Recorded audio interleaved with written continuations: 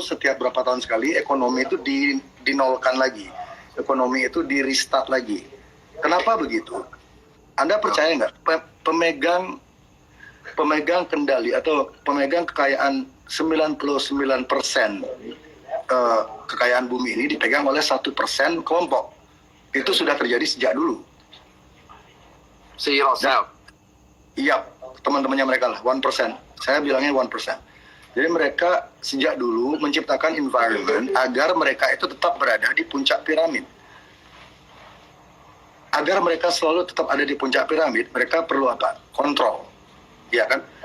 Bayangin aja, jika mereka lengah misalnya, 1% ini lengah, mereka tidak mengontrol yang 99 ini, lama-lama yang 99-nya akan naik dan memakan mereka, dan mereka akan nggak jadi 1% lagi. Itu mereka tidak inginkan. Makanya ketika mereka melihat ada kayak, kan mereka punya tuh parameter politik, mereka udah punya banyak, ada kayak think tank-nya tuh udah gede banget. Jadi ketika think tank-nya menyarankan kekuatan peta politik dunia seperti ini, peta ekonomi dunia seperti ini, jika kalian tidak melakukan ini dalam beberapa tahun, kalian akan turun dari puncak piramid, orang lainnya akan naik. Itu tidak diinginkan, karena sejak awalnya adanya peradaban ini, sejak awal adanya ilmu hukum moneter, teori moneter, perbankan, itu mereka yang menentukan semuanya. Kenapa jadi, harga? Kalau beli C berarti, tapi secara umum percaya nggak sih kalau COVID itu ada? Percaya. Percaya, berarti COVID ada? Percaya. Terus COVID ini berarti menurut BC berarti man-made ya? Menurut saya man-made. Dari laki-laki beli.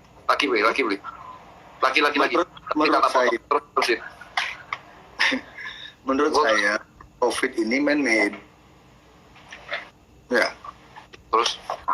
Dan balik tadi kemana tadi? Kita sampai di mana tadi, Pak? Sampai itu puncak piramid, terus COVID man-made ada. It's all about control. Dan kawan-kawan tolong yang menonton ini tolong jangan rasis. Ini bukan masalah perang antar negara. Ini bukan masalah perang antar ras. Elit global ini sengaja menciptakan ilusi jika ini adalah sebuah pertempuran antar negara atau antar ras. Mereka sengaja menciptakan ilusi itu agar mereka lebih gampang mengontrol konfliknya. Gitu loh. Makanya sekarang kan banyak bilang, oh ini ulah Cina, ini ulah Israel, ini ulah Amerika. Buang dulu stigma itu. Ini sekumpulan 1% ini mereka nggak punya nationality. Mungkin di paspor mereka ada nationality, tapi mereka tidak punya jiwa nasionalisme, tidak. Mereka tidak, beda, level pemikirannya beda. Mereka tuh ngelihatnya tuh bumi ini sebagai sebuah, ya bumi, tempat punyanya.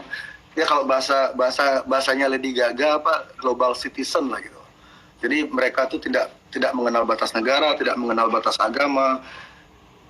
Ada positif negatifnya kan. Kalau kita ngambil sisi positifnya, ya manusia tuh semakin mengikis perbedaan. Kalau perbedaan tuh semakin terkikis kan, kemungkinan konflik itu berkurang. Tapi kalau kita melihat sekitar negatifnya, jika manusia itu seragam, maka akan ada beberapa kelompok yang dengan gampang memanfaatkan atau mengontrol kita, dan mereka mendapatkan keuntungan. Sementara yang kebanyakan orang akan dimanfaatkan aja, karena kalau kita ada seragam, misalnya kita sudah dipakai microchip semua, kita dipakai vaksin semua, kita seragam semua, udah pasti ada yang kontrol. Nggak mungkin kalau kita semua seragam tuh nggak mungkin nggak ada yang kontrol. Dan yang kontrol itu pasti orangnya itu aja. Tapi kalau misalnya kita tetap dibiarkan berbeda-beda, tiap negara tetap dibedakan tumbuh dengan gayanya mereka sendiri, dengan sistem ekonomi mereka sendiri, ya itu akan berbahaya bagi 1% ini. Makanya mereka tuh sangat mereka tidak suka dengan yang namanya demokrasi. Mereka tidak suka dengan yang namanya population growth. Jadi yang belum tahu ya, Bill Gates, mungkin yang ini bagi yang belum tahu ya, Bill Gates itu bukan seorang computer nerd yang mulai dari nol. Dia itu bukan seorang computer nerd yang mulai dari nol. Ayahnya dia sangat dekat dengan Rockefeller. Ayahnya dia sangat dekat dengan Rothschild. Itu bisa dicari di buku-buku sejarah. Jadi dari kecil, Bill Gates ini sudah didesain oleh lingkungannya untuk menjadi seperti dia sekarang. Sudah diproyeksikan. Dia tuh bukan yang punya Microsoft loh. Dia tuh cuma co-founder. Dia tuh punya duit, dia beli lisensinya, dia beli kepemilikannya, dia jadi bagian dari Microsoft. He's a fucking businessman. You know? bagi yang belum tahu ya, Bill Gates is a fucking businessman. Dia bukan malaikat, dia bukan dokter. Ini makanya kemarin saya emosi sama Mas Tirta tuh, Mas Ipeng tuh ketika Mas Ipeng ngomong ke saya, Bli jangan ngomong hal yang di luar kapasitas. Aku langsung ngelihat ke Bill Gates loh. Anjing, seluruh dunia dibikin panik masalah kesehatan sama orang yang bukan dokter. Bill Gates lulusan dokter mana? Nggak ada. Tedros, bosnya WHO, dokter mana? Nggak ada. Tedros punya rekam jejak yang kotor loh. Dia pernah bikin kasus di Ethiopia. Bill Gates vaksinnya banyak yang gagal di India sama di Afrika. Kenapa kita dikontrol sama dua orang yang bukan dokter dan semua dokter dengerin dia? Kita udah gila apa gimana? Dokter yang sebenarnya tuh nurut sama orang yang punya duit, yang kebetulan bisa membiayai riset. Jika Anda, saya tanya pertanyaan psikologi ya ke orang-orang. Jika Anda percaya nggak kalau orang psikopat itu ada, percaya nggak, Pak Mas Ipen? Gimana? Psikopat itu ada nggak dalam kehidupan orang psikopat? Orang psikopat. Ya. Kalau di dalam tanah orang, maksudnya di kelainan jiwa sih mayor mental ada, gangguan mayor mental. Oke.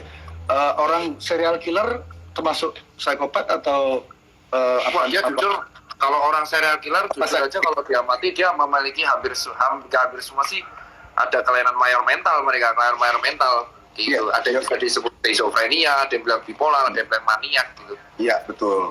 Psikotik. Jadi orang-orang dengan masalah kejiwaan kayak gitu ada di sekitar kita dong berarti. Ya, emang. Ya. Bayangkan sekarang, serial killer aja ada. Orang pemakan kanibal aja ada. Kenapa milioner atau triliuner yang punya duit banyak banget, dari mana kita tahu mereka tuh nggak punya sifat-sifat kayak gitu? Gitu. Apa jaminannya orang-orang itu memang benar-benar lurus, sementara rekam jejaknya sudah banyak menunjukkan keganjilan? Kalau kamu mau, dan yang membuat nama mereka selalu bersih adalah balik lagi ke musuh bersama kita tadi, mainstream media. Mainstream media selalu melindungi image orang-orang ini. Kalau kamu ketik di search engine ya, di Google dimanapun, kamu coba cari dirt-nya, you try to dig cari kasus-kasus lama mereka tuh, susahnya minta ampun Mas, susah banget. Karena sudah ditutup oleh ribuan berita bagus tentang mereka. Contoh. Hidro, ini kita balik ke konteks ini ya, konteks ke kasus COVID ini ya. Hidrokloroquine